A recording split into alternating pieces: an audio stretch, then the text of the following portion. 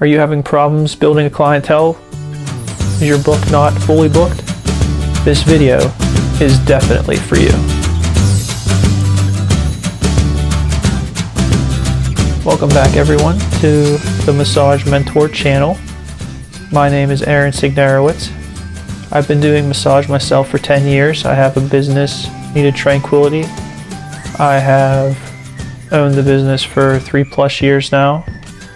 When I was going about massage therapy and opening my business, I couldn't find the right YouTube videos.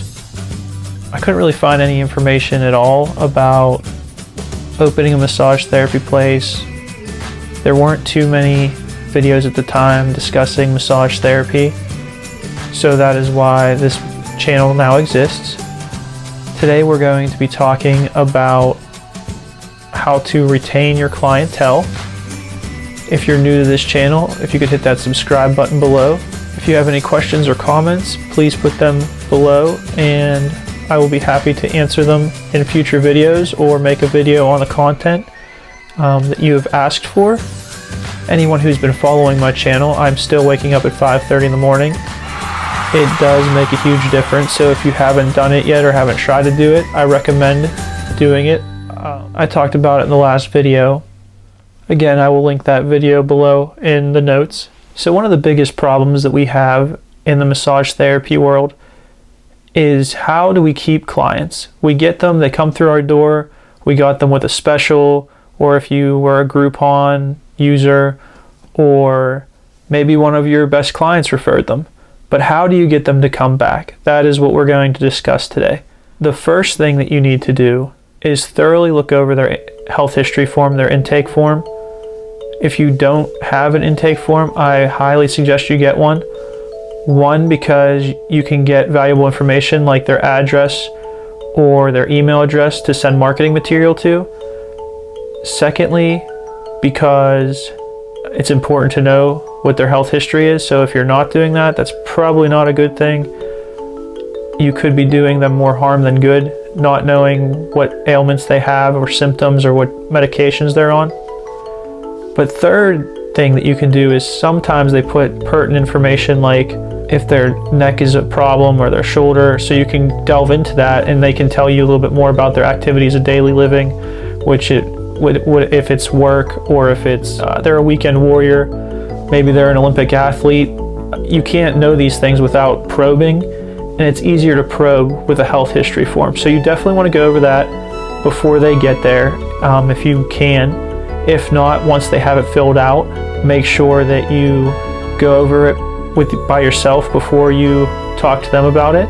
Now, when you're going over the health history form with your client, it also shows them that you have a knowledge of what you're doing, also that you care.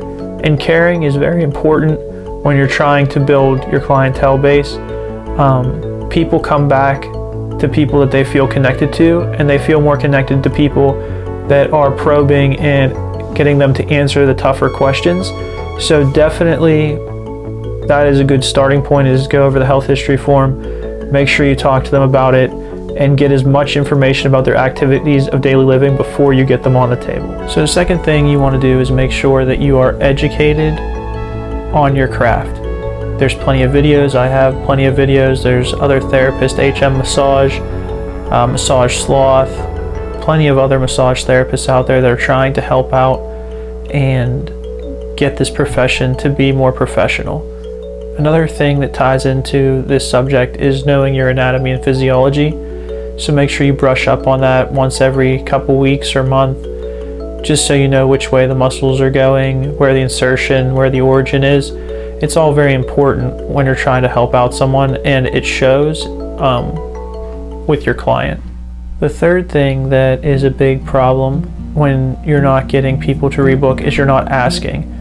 So at checkout, whenever you ask them how they're feeling, how they're paying, ask them when they want to come back. I just read an article not too long ago that 70% of clients don't come back because they were never asked. It's crazy that you did all this work and you built this rapport, and then the person walks out the door and then life hits them and they forget all about massage. Ask them when they want to come back, put it on the books, and that way you can just send them a reminder and they'll be happy to come back. I can guarantee you in a month they're ready to come back.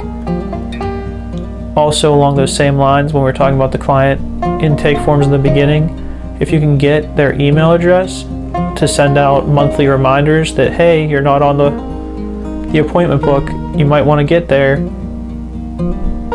that goes a long way too. And clients appreciate you looking out for them.